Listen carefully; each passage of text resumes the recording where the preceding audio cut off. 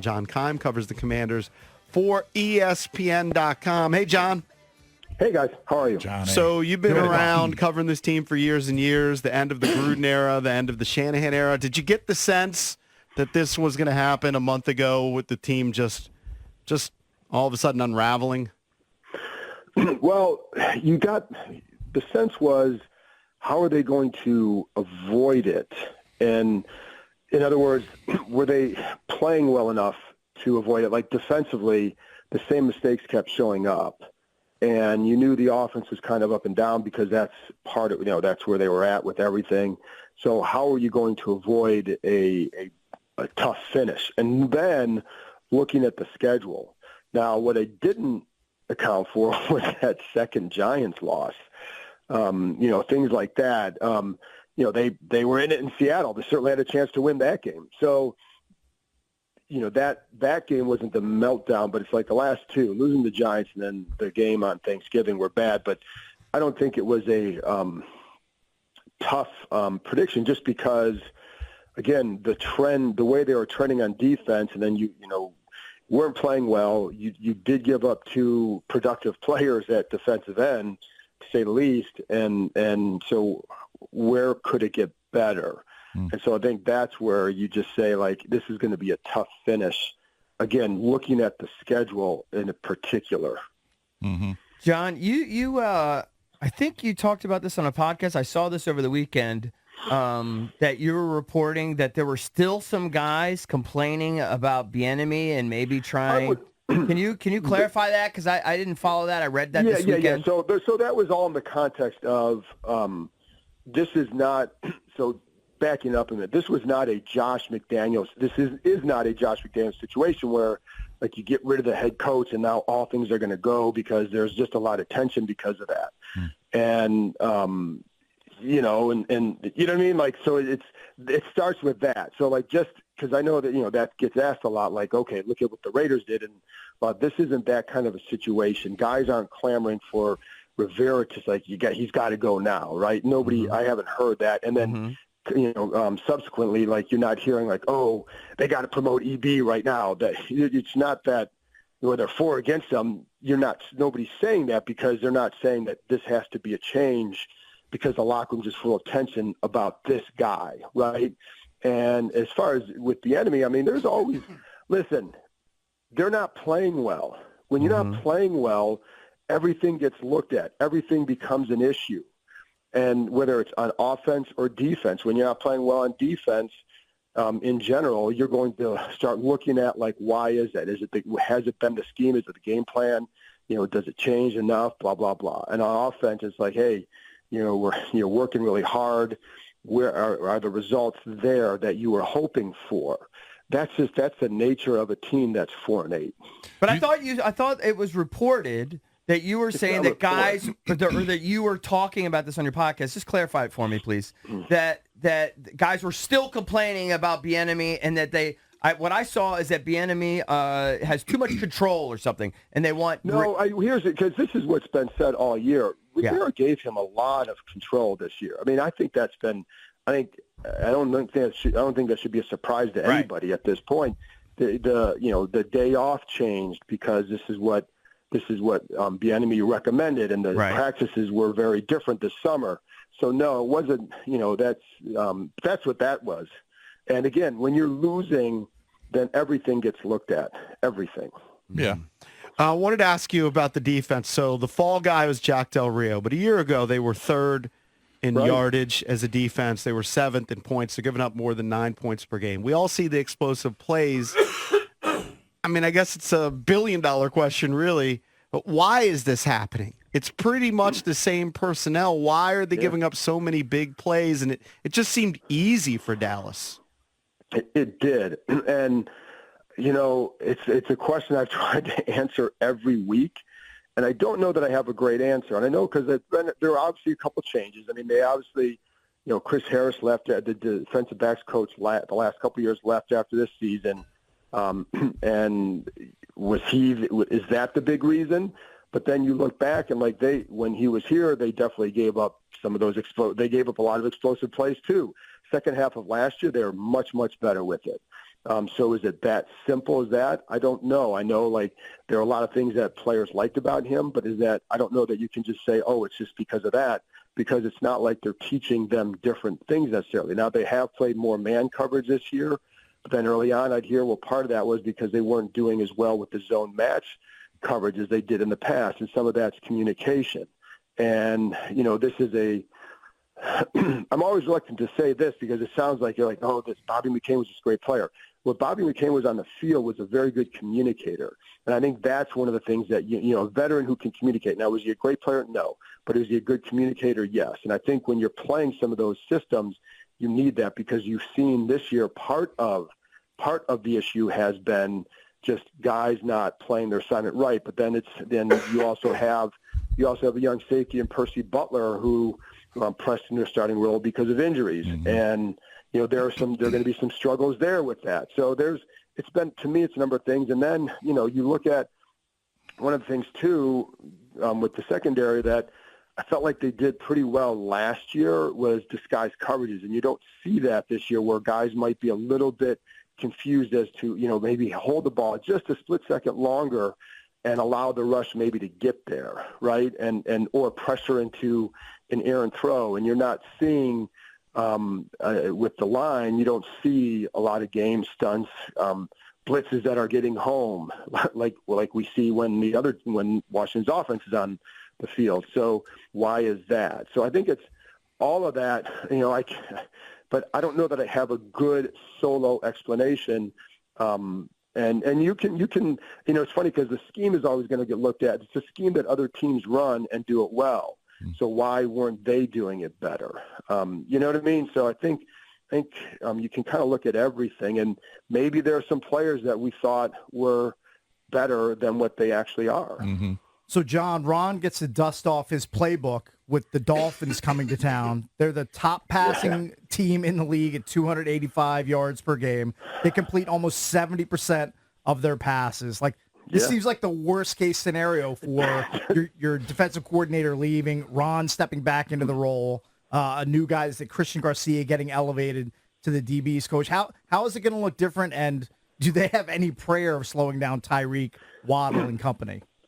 It's funny because in baseball, I always say call the team meeting before you're playing like a weak team or something like that, right? And this is kind of the opposite, where you're going to make this change, and you got this team that has a lot of big plays, and you guys give up a lot of big plays. It's a tough match. I don't know how it's going to look different necessarily. Are they going to, are there things they can do in terms of pressure or coverages that'll be much different than what they've been doing? I don't know. I mean, again, like sometimes it's just guys losing their, one-on-ones or not playing the leverage right, which is something that to me is, you've been taught and it's basic. And I don't know that it's going to change with someone else calling plays. So I don't know. This is a tough one. I mean, I was watching the Cowboys game again with their defense. Like, what do you do differently? And there are probably, again, you see other teams with a little bit more, different kind of blitzes, maybe a little bit more creative and simulated pressures and all that. Can you dip into your playbook and do some of that? Because you're not changing the scheme. So you're going to have to do some things within that to throw them off. But that's a tough matchup. So I think if they slow them down, that's more power to them. But I think that's just a really tough matchup. And I just look at the pressure packages because I think, that's one thing that you can look at right away and say, would you do anything different? Can you be more aggressive? And if so, what does it do with the back end? Because it's going to put a little bit of stress on them if you don't get home. But, I don't know, man. 4-8 and then 0-5 in the division. Yeah. And it could be 0-6. Let's see what happens with that Dallas game. That might not mean anything for them. But, man, that's just – it's brutal. And to lose to I can't believe? I can't believe Daboll, with as bad as his teams have been the last couple of years, well, as bad as the offense has been. Last year they were a playoff team. But as bad as as their quarterback situation and their offense in general has been, hasn't lost to them. Yeah. I mean, that's ridiculous. It is. And, if people listen to my predictions for that game, they'd lose a lot of money because every year every year it's like, and I told our Giants reporter Jordan Ron one time on the podcast that like I'm going to pick them before the first game. I was talking like I'm picking them in this game because it just lines up that way, and I always do that. It's like it just the Giants are in disarray. This team is playing well enough. You think, oh, they should beat them, and then the next day's headline is always have the Giants turn their season around because and inexplicable things happen. Like the mistakes they make, and you can just tell they make a mistake early, they would fall behind, and they're playing catch up against a defense that just likes to tee off on them, and it just gets worse. And you know, but it's really hard to explain. But if they have had two seasons in the last 10 where they finished with a winning record in the NFC East. And until you change that and compete in that division, and granted it's very good now, or at least two teams are really good, but it hasn't been that way for a lot of the last 10, and they still can't finish with winning records. That's a big problem. Right. And, you know, that's something that you have to get better. You're not going to contend. You're not going to be a true contender until you can have a winning record in that division, period. John, what is your best guess going forward? And it's clearly a guess. Do you think when Ron is fired, not if, when Ron is fired, does he take a year off, get away from the game, chill out a little bit, and then try to come back as a defensive coordinator? His time as a head coach appears to be done in the NFL. I'd be shocked if anybody hired him in that capacity. Do you see him coming back to the game next year, 2 years from now? What do you think is the most likely scenario? And you're right. Like, this is just speculation. Sure. But I'd be really surprised if you wanted to come back as a DC. I think when you've been a head coach that long, I think the other thing is he had talked about in Carolina that I think his plan was you stay there for a few more years, get the organization in the right spot, and then you step away and retire. So he's going to have opportunities outside this, whether it's as an analyst in a studio, something like that. And I think he'd be very good there, right? I mean, he knows the game. And, or you could go, if he wants to be, I don't know, the cancer situation where he overcame it and all that and the stuff he has to deal with, you can go down a different road with that, maybe speaker. I don't know. But I would be surprised if he came back as a DC. I don't see that. But well, no one's going to hire him as a head coach. No. I'm not. And I don't think you get a couple shots, and and the funny thing is, like, I mean, what he dealt with here was a lot. But you still at some point have to win, and you've got to make it look like, especially this year. But yeah, I wouldn't see that, but I wouldn't see him wanting to be a DC either. I think, the other, again, the cancer stuff, I think really changed him, as you would think it would. Right. And maybe in how you perceive things that become more important to you, right? And if you step away from that, maybe you want to do something that brings a little bit more meaning to your life. I don't know. And that's just me talking, not him saying anything. But so I don't know. I don't know how that changes you and alters your perspective on what you want to do going forward. But that's why I would see, like, a DC, I would have a hard time. I know this is speculation on your part too, but whoever comes in, do you think Bieniemy is a one-and-doner, or do you think that he's got a shot at being retained? He's under contract. Yeah, do you think he's under contract? What do you think? I think it just depends, and I think it depends on a couple of things. How do they finish? Because if they're really up and down and they don't show overall progress, well, then what's the case for him? And I say that knowing that the offense was going to be up and down this year for at least part of the year, because you had a young quarterback, an offensive line that not very good, even at its right, and was new together too. Right, Not only that, but was new together, and so there was there were some obstacles there for the offense to being sharp right away. But then it depends on, who's, first of all, the GM, the MO for Harris is to hire a GM who hires the coach.